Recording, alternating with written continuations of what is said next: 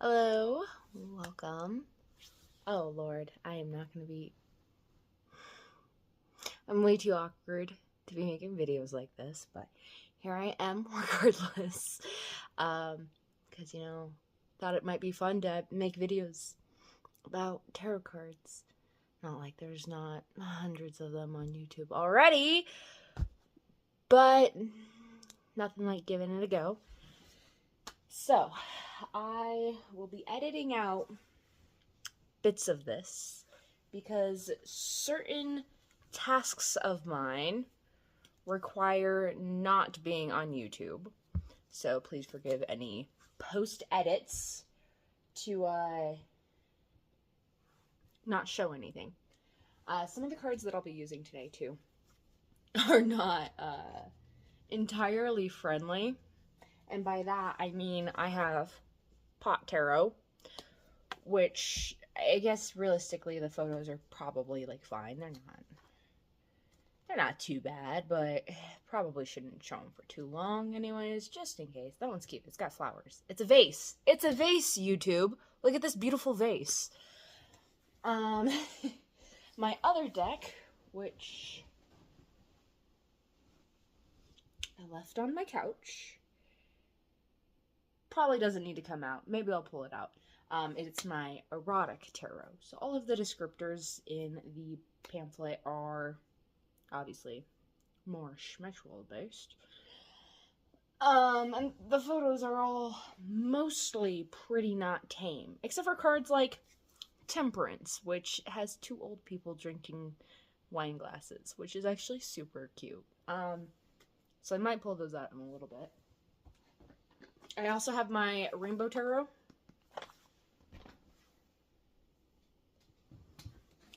Also got my Mystic Mondays.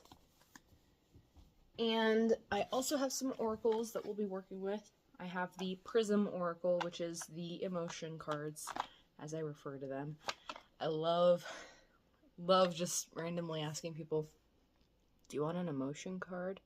And they're like, what do you mean? And I'm like, well, do you got anything you've been struggling with? Let's talk about it. Low-key trying to force therapy onto my friends. Okay, it's not force, but you... Anyway. I've also got my Starseed Oracles. And I also have my Oracle of Visions. This deck right here, though, I am going to actually start with because it only feels right for my first YouTube video and for my first online tarot session to use my very first deck, because I had a friend give me this deck back when I first got into tarot and oracles, and it actually took me some time to get an actual tarot set.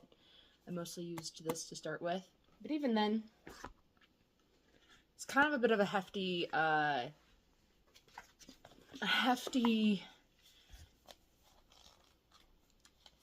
descriptor for each card. Like this one's over 2 pages. So I don't have a lot of these memorized. A good way to get into it though. Super fun, because then I didn't have to worry about actually memorizing them because they were only going to be applicable to this deck. With that in mind, I'm too ADHD. I remember a lot of tarot cards now, but I have quite a few that I don't know. So, we are all about mutual learning in this household. And I can say that because this is a studio. And you are all in my house right now. The entirety of it. So, when I learn, you learn. And hopefully, even if I'm not learning, you're learning.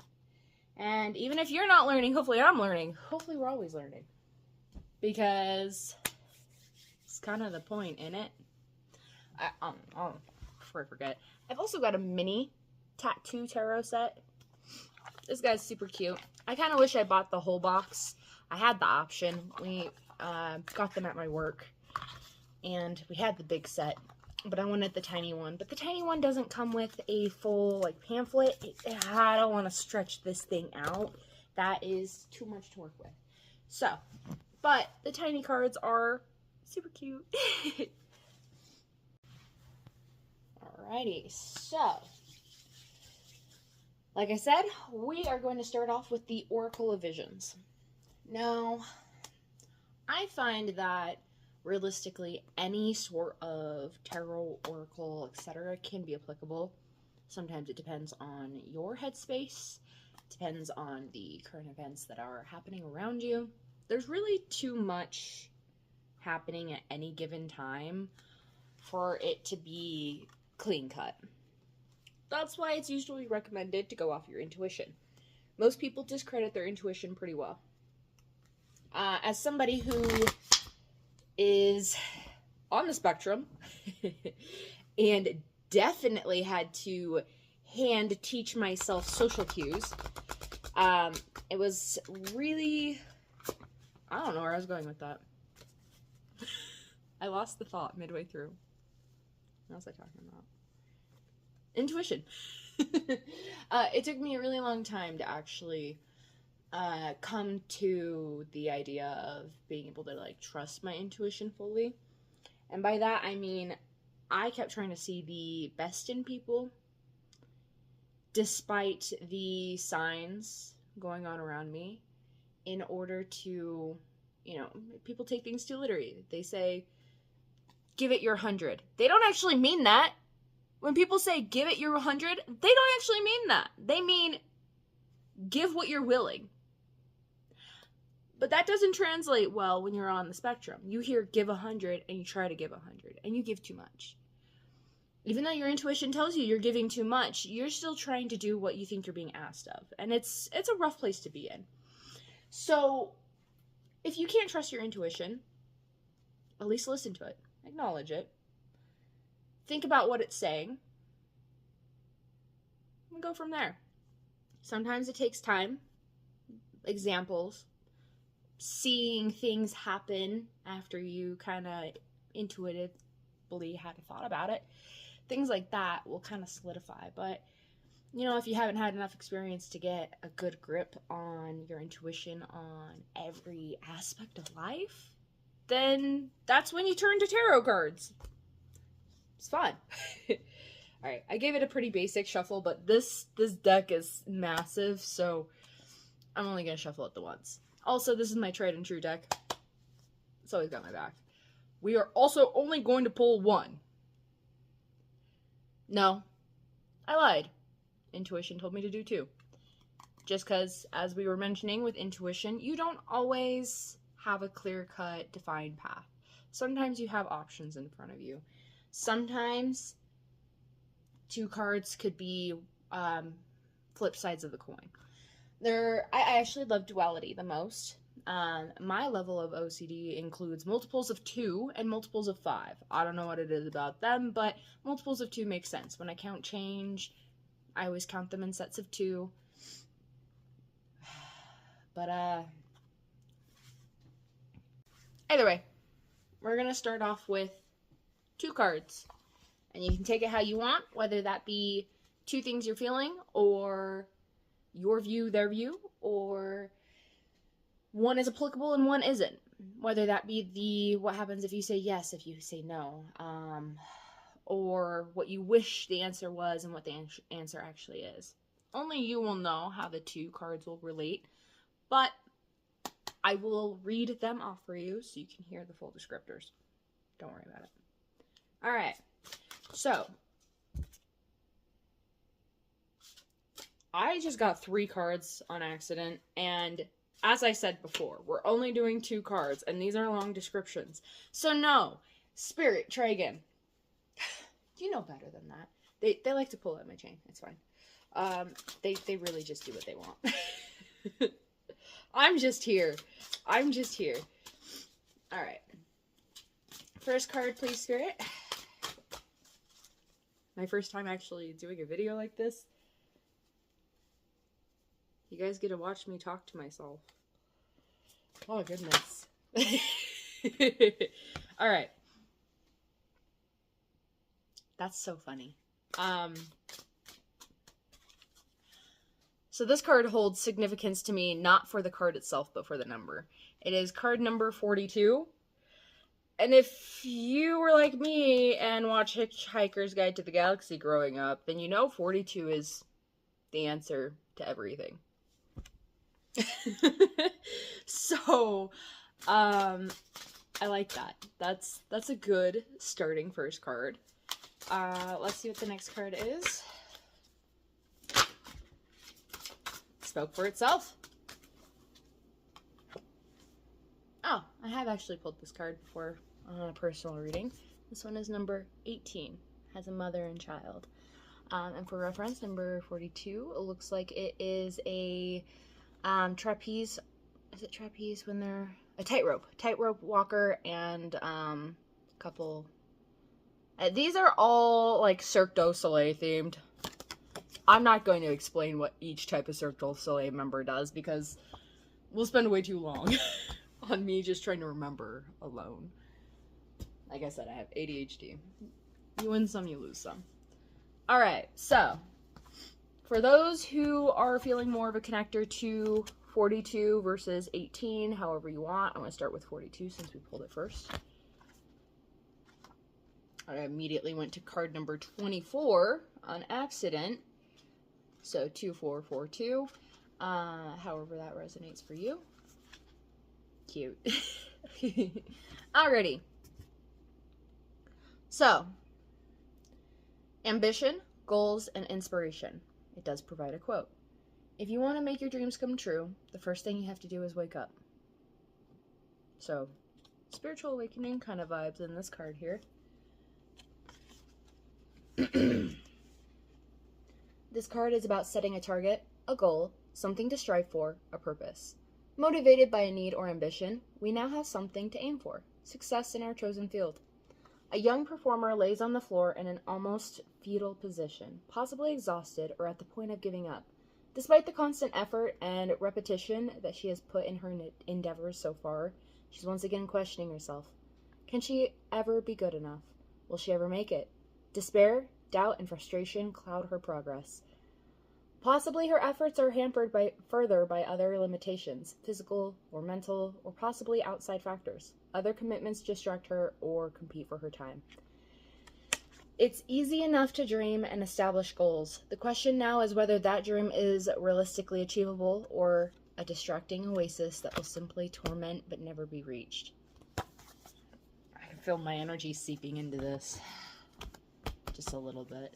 I did say card number 42 held significance for me.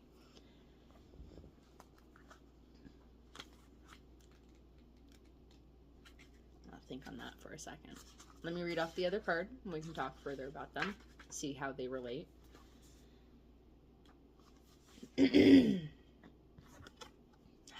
Alrighty. So, this card is nurturing and taking care of others. The quote provided says, "When you are a mother, you are never really alone in your thoughts. A mother always has to think twice, once for herself and once for her child." This card may represent the nurturing nature of a mother embracing her child, a teacher guiding his student, or a master training his apprentice. Each balances the desire to protect and provide direction to those under his or her care, with the need to also allow room for personal growth. We can prepare them, inform them. That was the word inform. I said that terribly. I'm so sorry. We can prepare them, inform them, advise them, but eventually there will come a moment when we will need to resist the impulse to reach out and instead must let them fall. When they rise again of their own accord, we can take comfort in knowing that we taught them well. So,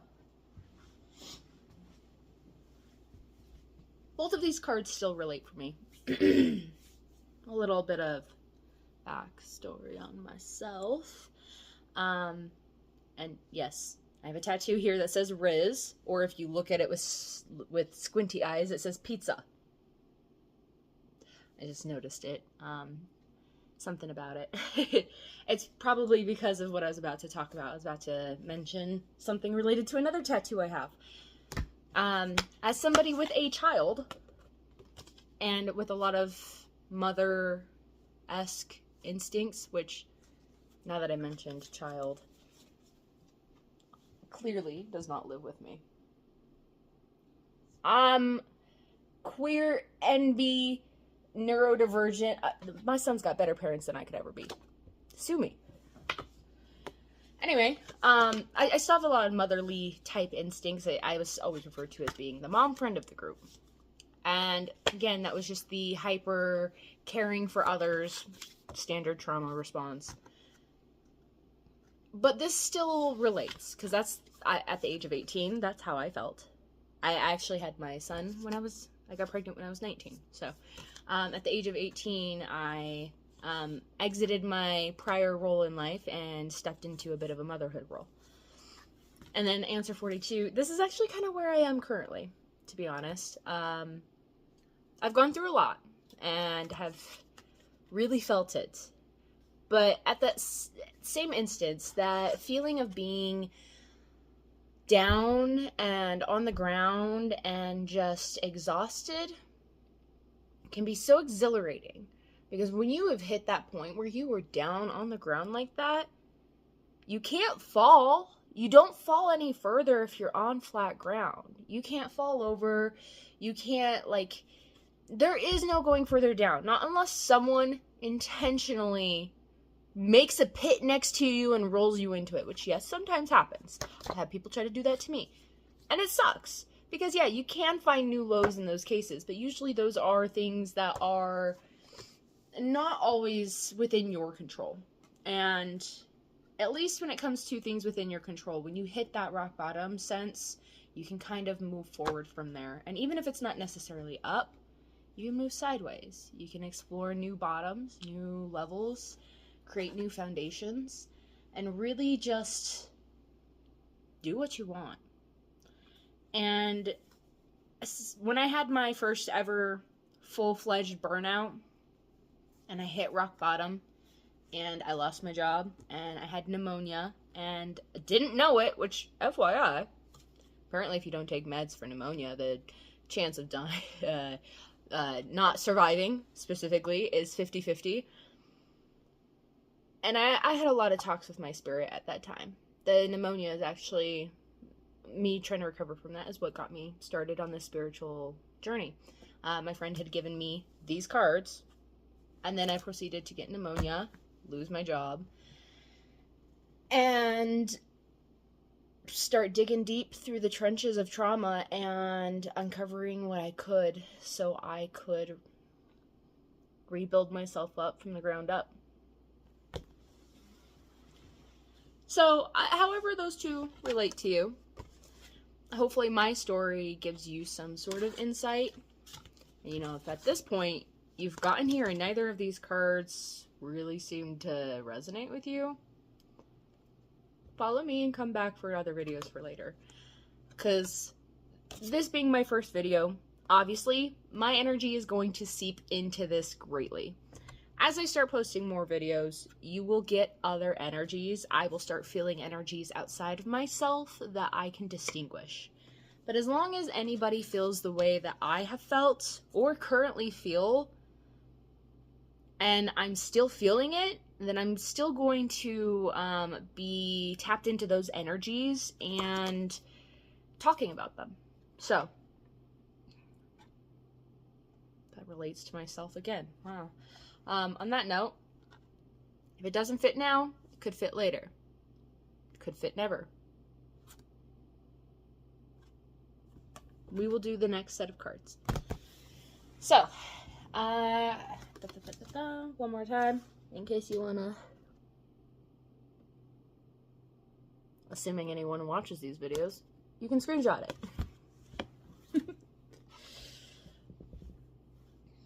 Watch me pop off. More popular on here than I give myself credit for.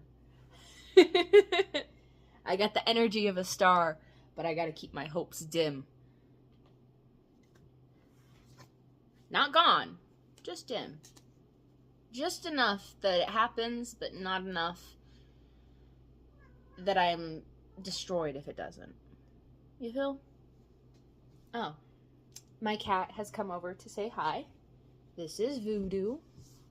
She will periodically yell because she's in heat and annoying. You cannot be sticking your butt in my face right now, though. Alright. I feel like pulling some starseed cards. I actually haven't pulled any of these in a while. And also, I hope they're okay, because my cat spilled something on them. They're fine, they're fine. We're good. I'm raising a demon. I think now is actually a good time for me to pause real quick to do my regularly intervaled breaks. Oh my gosh, you're gonna knock all my cards over. Give me just a second. I'll be back refreshed.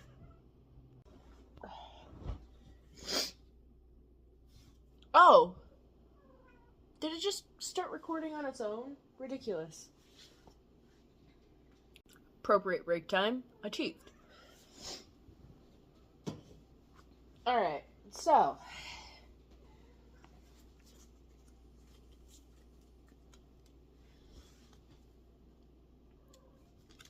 I like my Starseed Oracle cards.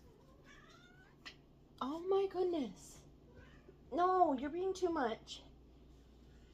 I do like them quite a bit. Obviously, for anybody who has looked into Starseeds and kind of pittered around in it, I'm not huge on the Starseed term. I wouldn't call myself a Starseed. I am one, but I wouldn't call myself that. Purely because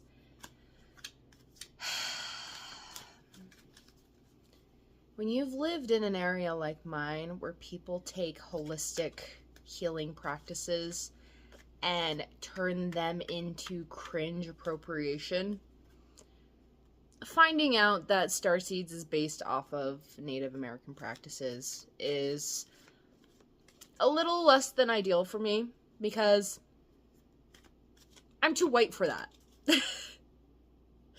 I'm 100% white, and I just don't think I should be calling myself a Starseed. So, however, Star is definitely a big part of my name. I have my art account, obviously. I'm pretty sure, not me recording this video before making sure my YouTube is actually set up. I'm pretty sure I'm going to be using my YouTube that has the same name as my Instagram, because my Instagram is for my art, and that's as much a part of me as this is. So, my username is Shy and Star, and that's because my name is Cheyenne, and so my stage name, my artist name, artist handle is Cheyenne Star, and Star being my last name. So my username is Shy and Star, because I'm a Gemini. It'd be wrong of me not to. I have literally sign of the twins. So, Shy and Star. They're the split personality. So with that in mind, I love my Starseed cards. I do. I don't pull them often, though. This is actually one of my older decks. Something about this card wanted to be pulled out, so we're pulling that out as the first one. I'm going to do a split card thread again and give you sort of a flip side coin comparison between the two. And if there's relation, I will let you know. And I don't have... This was definitely like I said, it was one of my first decks. So I didn't go the proper routes of making sure I got a super authentic deck. It did not come with anything descripting the cards. Not a single thing. I found one online. It's a PDF on my phone. And I'm not going to do that because I'm recording on my phone right now. So, guess we're SOL. I will just tell you what the card says and what I remember of it if I do. So, I'm thinking about what this next card is. Something about this was not... Those last two cards were Spirit popping them out. That other card that I pulled just now was me picking it. Something about my intuition kicked in. And Spirits just picked out this card and dropped it out of my hand. So, Spirits had to help me out with that second message because I only had the intuitive pull to pull that one. The first card, which I did ironically set on top of card number 42, however that may relate, it's called The Golden Children. It says inner child, tenderness, innocence, rare gifts. Ironically, that still seems to sort of fit with the whole vibe. So I really do actually kind of like these cards together. It kind of feels like the person on the floor is sort of an example of the inner child.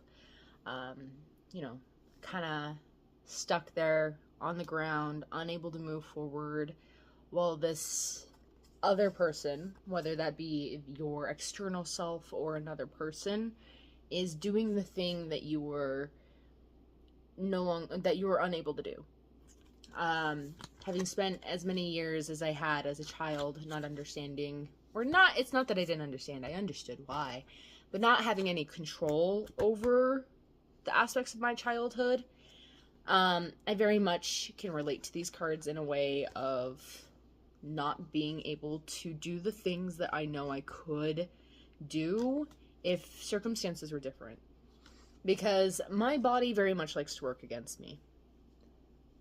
Try as I might, I want to work out, but it feels like it tears away at my muscles, my energy so much faster than everyone else. And so I have to be very methodical about the ways that I choose to implement healthy things into my life when they wear me down. Kind of sucks, right? You want to be healthy, and then being healthy makes you feel more like shit. What are you to do about that? Anyway,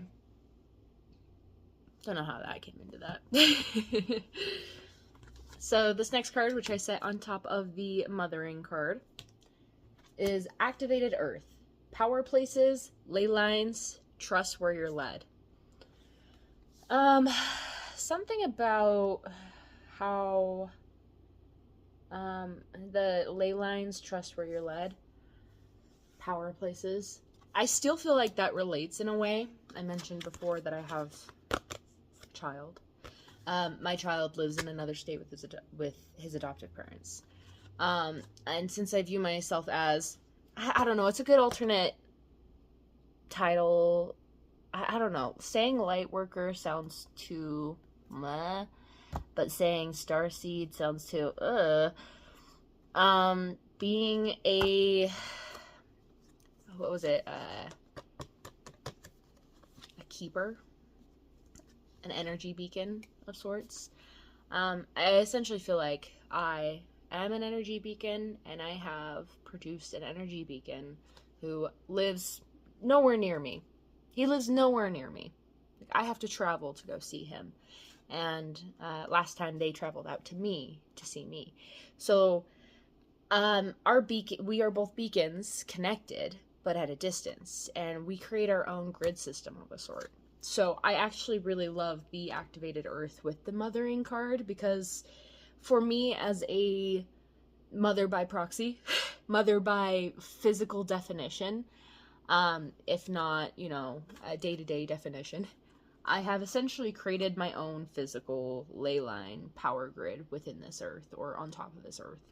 And so being able to bring the outer energy that I have, or the inner energy that I have within myself outer, and then to extend it multiple states away.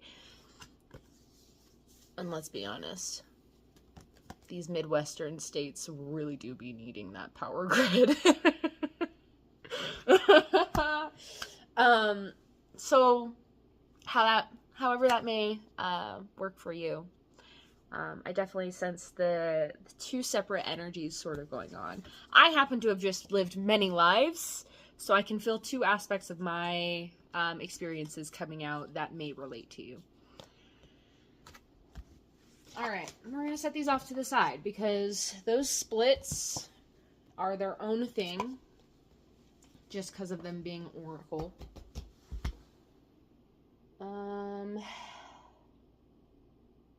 I really, really want to put these tattoo cards away because my cat keeps rolling on them.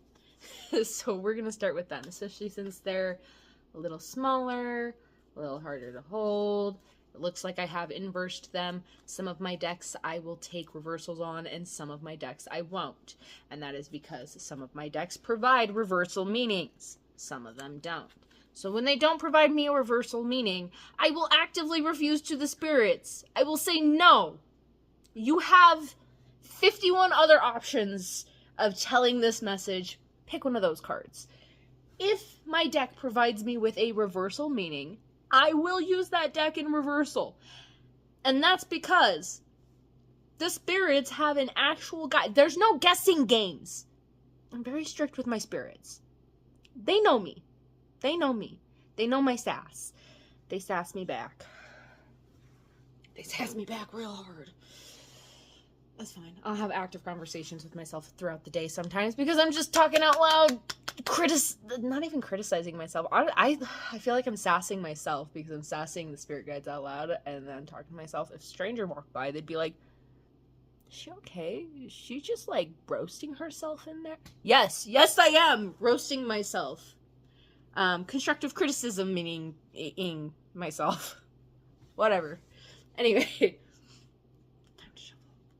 Oh god, they're so small.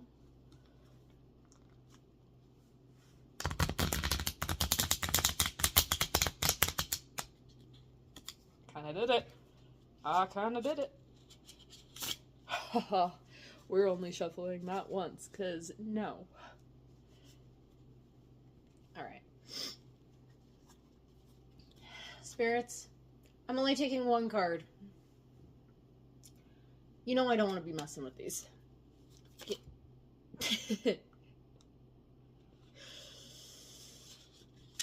I feel like that was sass at me directly and not an actual message, especially because they popped me out 2 cards after I just said 1 card only. But for reference, for anyone curious, Queen of Coins and High Priestess, which is bad bitch energy. So thank you, cards. They're technically calling me a bad bitch. I appreciate it, but the sass. Come on. Come on. All right. Give me one card that will relate as a general collective card. It's not for me. Please. Thank you, spirits. Oh, they are too dramatic with it.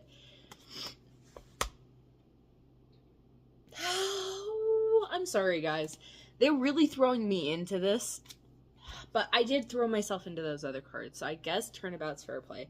I got the star upside down, which feels like they're laughing at me since star. And the magician sideways. Again, those 2 just felt like they were laughing at me. This one is 10 of Wands and 3 of Wands, which...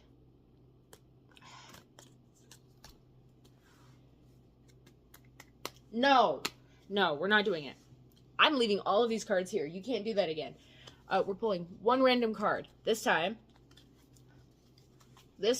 I'm not leaving this fully up to date. Ta! King of Wands. Upside down. King of Wands being male equivalent bad bitch. I watch... Ooh, what is her name? Her name is Missy. Shoot, what is her YouTube? Oh, I have to remember her YouTube. She always refers to King of Wands as being King Dang-a-lang, and I literally can't not call it that now. So, you know, King hot shit, but in reverse. So, this feels like a masculine energy that has potential to be King of Wands, but he's not. Which, again, thank you, Spirit, for including my life into that example as well. So, I got some of my own stuff going on. People who really be demanding my energy, but not reciprocating it. So, hence why we're starting this. I'm doing what I want from now on. and that includes doing tarot card videos for YouTube if I feel like it, I guess. I don't know. My birthday's in 2 days. I'm a Gemini, and literally, if there's any time to change your life around, it's 2 days before, a day and a half before your sun return. So, here we are. We're here. Oh, funny that I forgot about my Prism Oracle. This is actually my most used deck. I carry it around with me a lot of places. I'm not really actually feeling my Mystic Monday today, nor my Rainbow. I will pull from the Pot Tarot because I preemptively opened it. That was the first pack I opened because my phone is currently resting on my phone stand on my Pot Tarot. So, yeah. This one has reversals, so I don't have to worry about how I shuffle it. In fact, shuffle it as chaotically as possible. I said that dramatically and then took it seriously.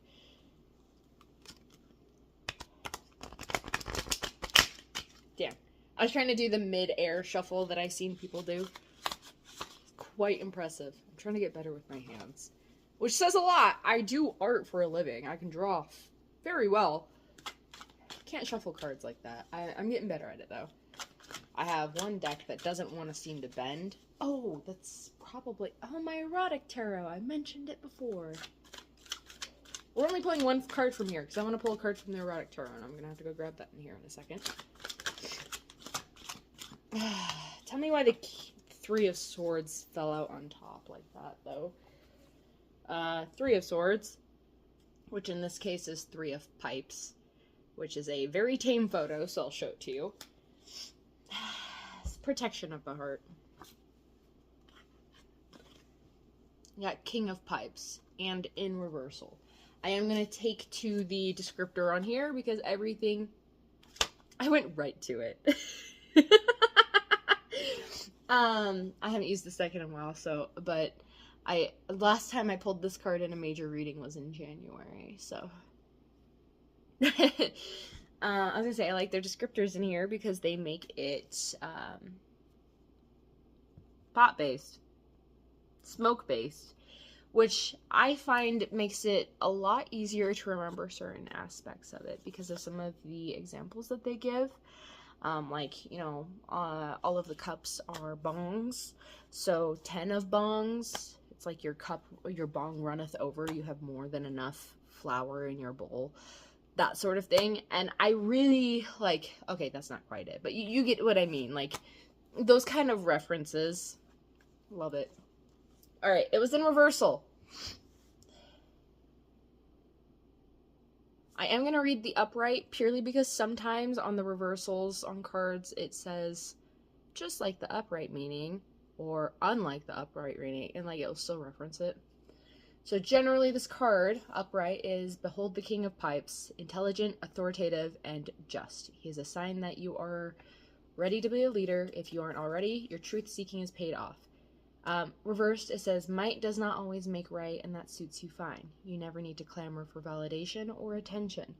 Desperate to share your wisdom.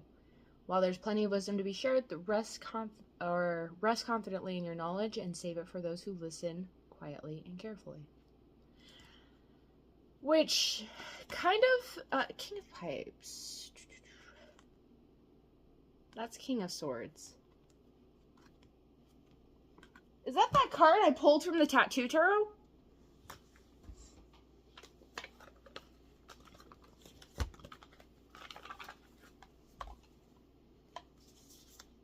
No, I pulled King of Wands. Almost got myself there. Almost tricked myself. Alright, gonna pause for a second and go grab the Erotic Tarot. Alrighty, so, with the Erotic Tarot, we're only going to pull one card on this one as well. My phone storage is getting a little full. I'll admit, I talked a little too much for the first part of the video. It's an introductory video. Am I going to have this excuse again? No. Alright, with this deck, I don't do reversals. That's because they don't offer me reversals.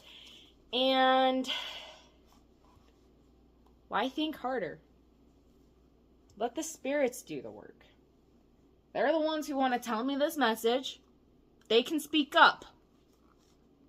I prioritize communication. I'm a Gemini. If they don't like it, they shouldn't have had me born at this time. Duh. I tried to be a different version of a Gemini. And no, they put me in the womb for a week over than my due date. So, like, they picked these energies. They can deal with it. Alright. So, spirits, play nice, please. Give me a card that will relate to the collective. I saw both of those cards jump out individually. And that's so stupid. Very tame cards. I got the 6 of feathers and the 7 of feathers. So, the succession there. Bottom of the deck was 5 of shells, which is 5 of cups. Feathers was, God if I know. Oh my God, they have too many. Some of these pages. Feathers are swords. 6 of feathers and 7 of feathers. It says, for 6, cleverly out of view, an expedient getaway, a vacation romance, the down low. And it does say, take care. Do you need to make a huge public display about an intimate matter? 7 of feathers. The thrill of a secret, a hidden kink, poor effort, insufficient preparation, failure to follow through, need for strategic planning, take care of laziness and hurtful secrets. So, again, I feel like my energies are bleeding out into these cards because of me getting these in the past in specific scenarios. I've gotten these 2 cards together like this before. Basically, you don't need to make a big display of your affections, or not even so much affections, but you don't need to make a big display in order for your intentions to be well received. So, even if your efforts are small, they can still pack a big punch. Especially if you do a big effort when you normally only give small. Because in those big efforts can knock people off their feet. So sometimes less is more.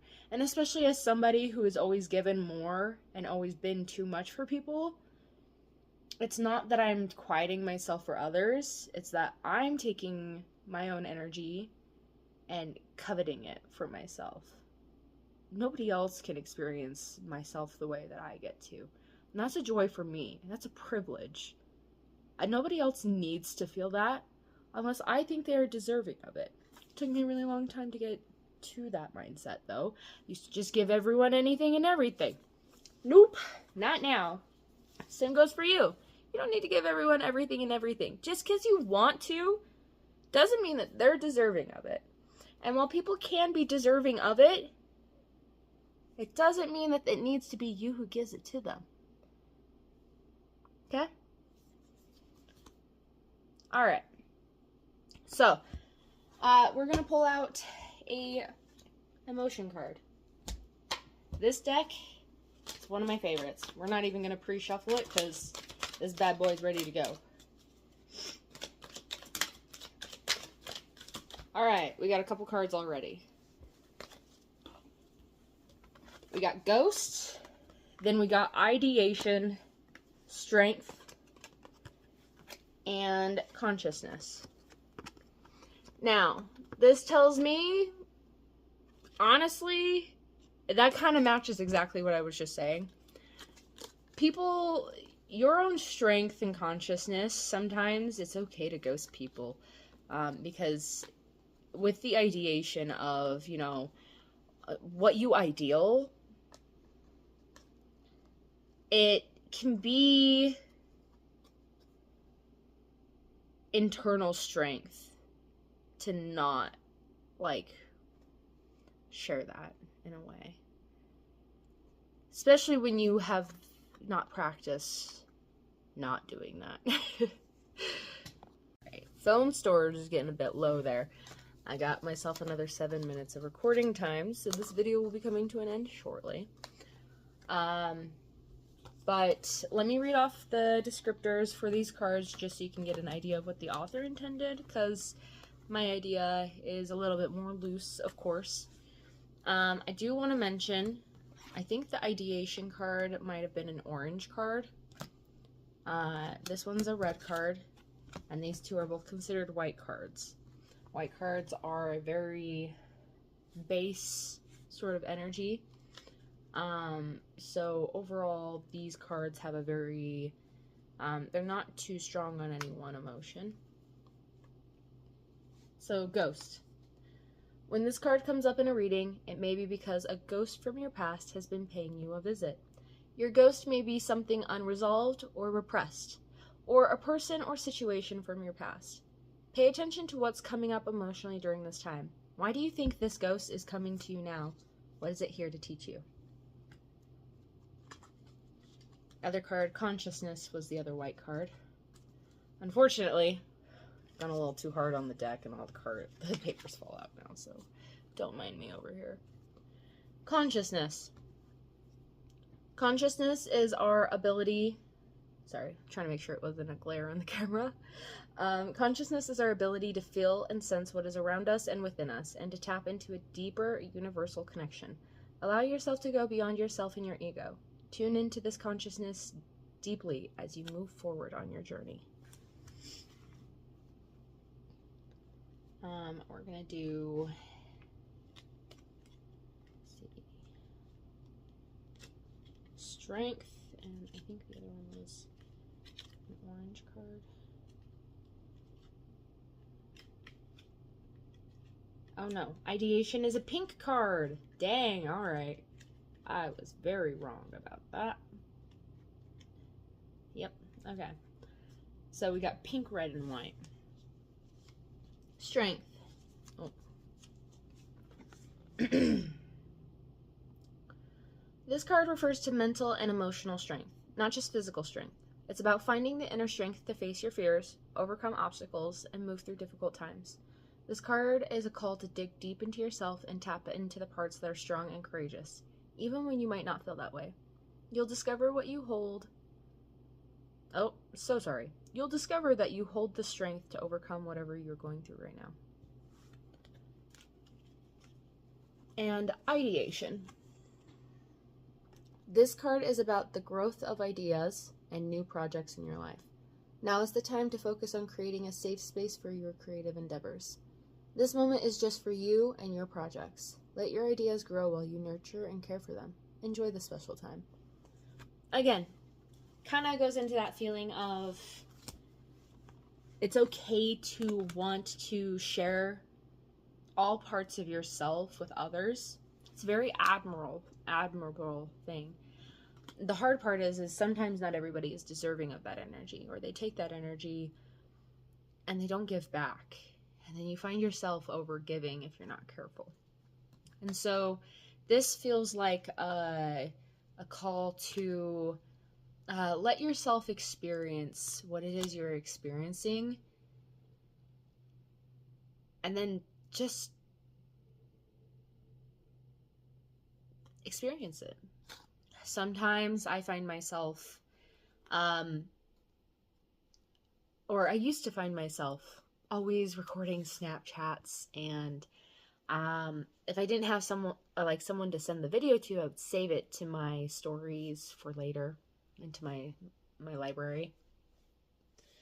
And then after losing my last friendship and kind of getting to a point where I just didn't really have any friends that I talked to regularly, and I just didn't have anyone I talked to, period.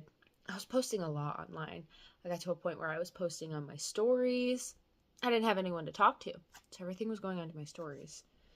Everyone was getting every aspect of my life, which in a way, the people who were trying to do me wrong, it did make them upset to see me living so happily, which still made me feel good, but I was still overspending my energy on others outside of myself, people I didn't see ever.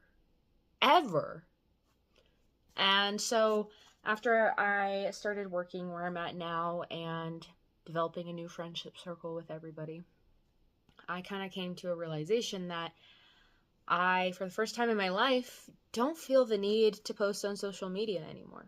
I've stopped posting onto Instagram and TikTok, and yes, I do post to Facebook, but that's because I have some pretty conservative family members who really hate to see my posts.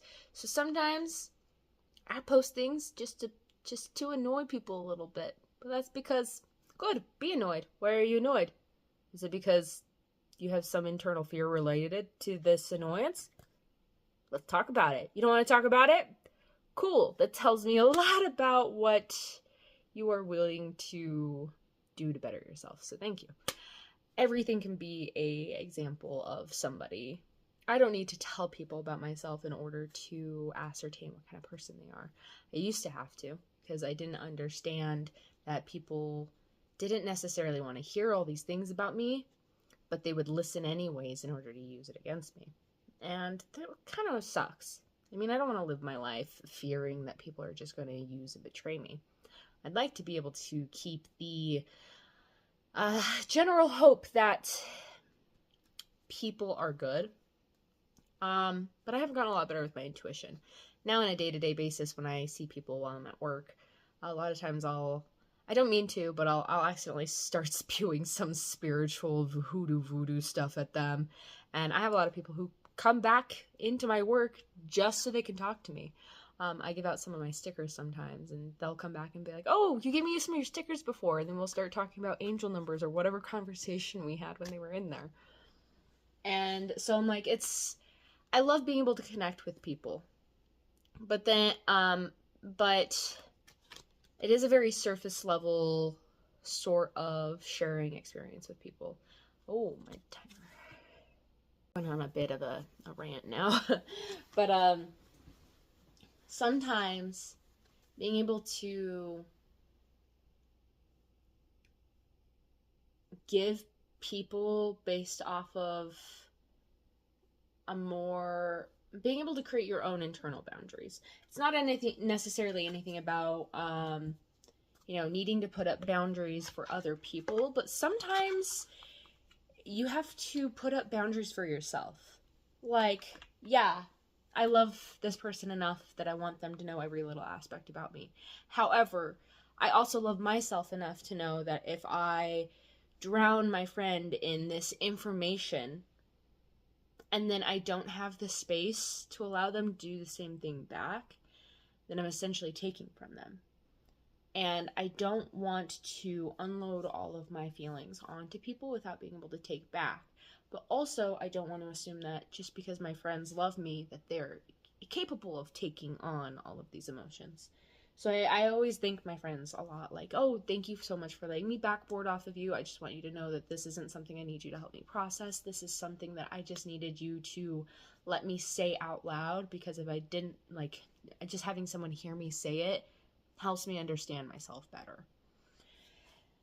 And I have a select few people that I do that with, but also they're not that I still need to work more on being able to do that for myself and not rely so much on other people.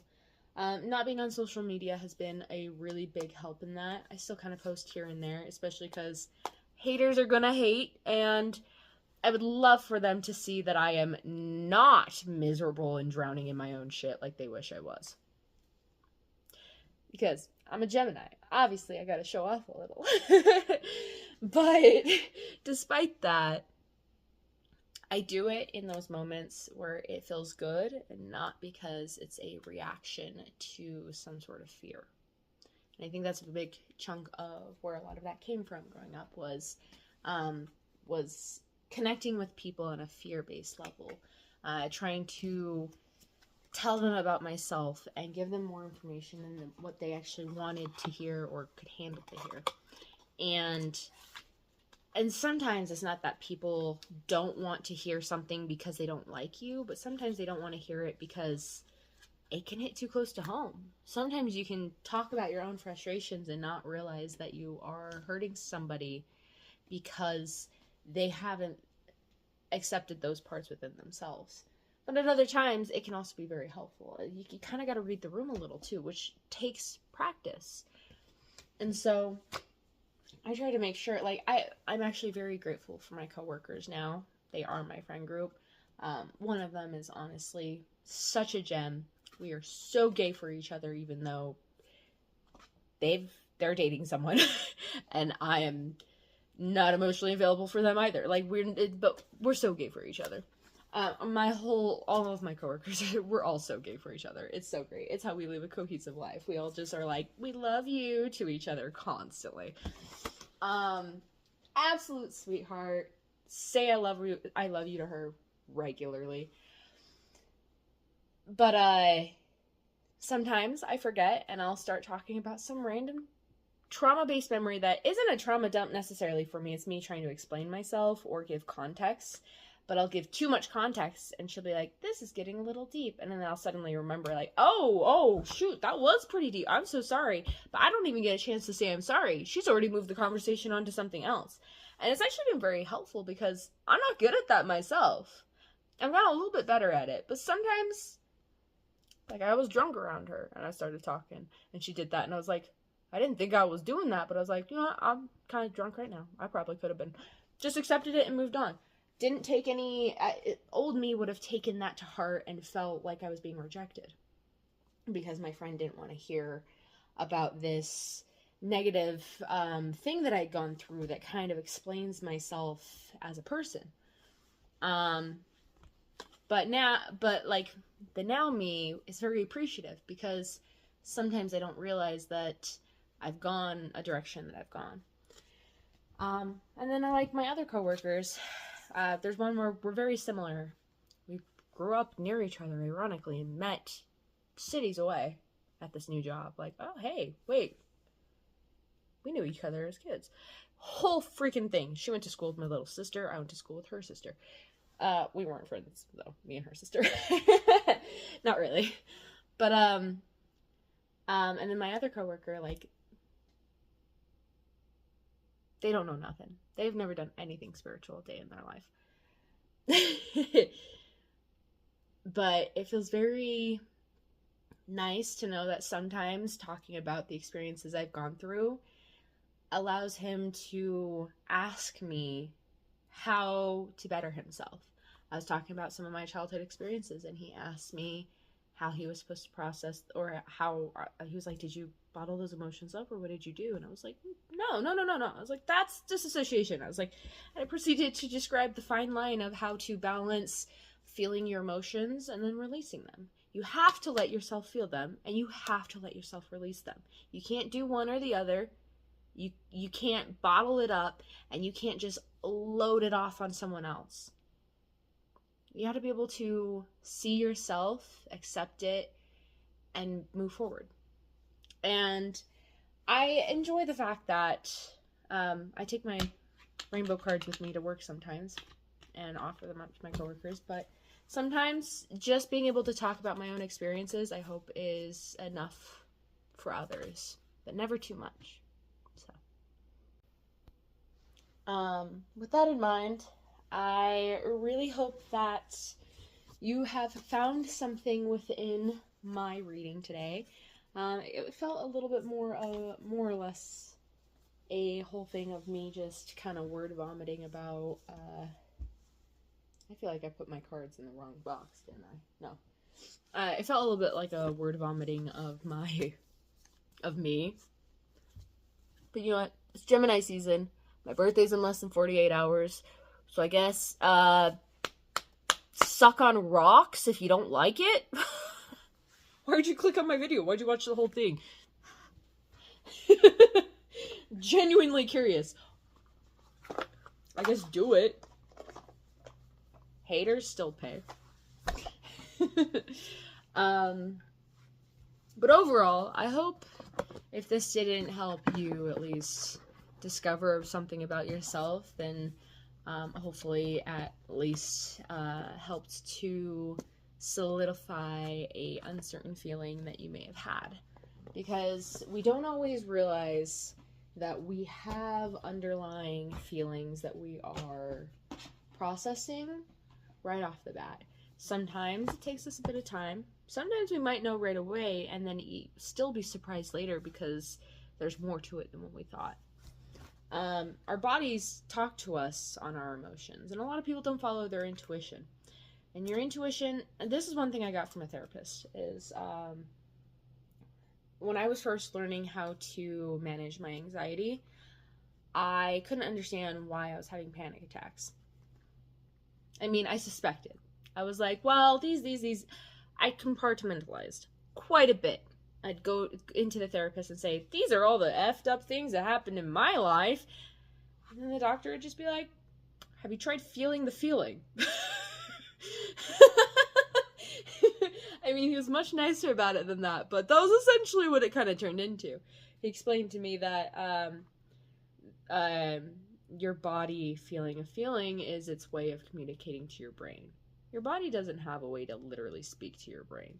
It has to send electrical impulses. Anger, for example, is often a sign of feeling like you're mistreated, for example. If you feel wronged, you're going to feel angry. If you feel betrayed, you're going to feel hurt.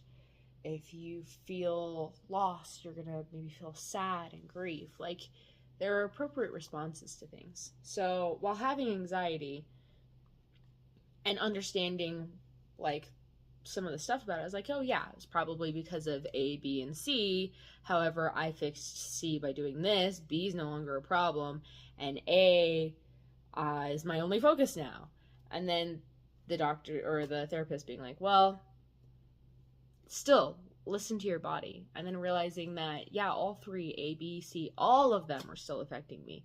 Even if one of them was no longer a problem, it was still affecting me in ways because I had never actually truly processed my emotions over that person while they were alive, because they were alive, quite literally.